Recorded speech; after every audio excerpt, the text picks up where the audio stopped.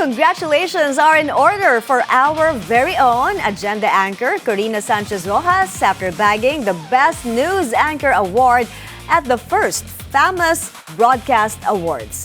In her acceptance speech, she reflected on her more than 4 decades in journalism, saying that despite her long career, she continues to discover new stories and realities happening across the country.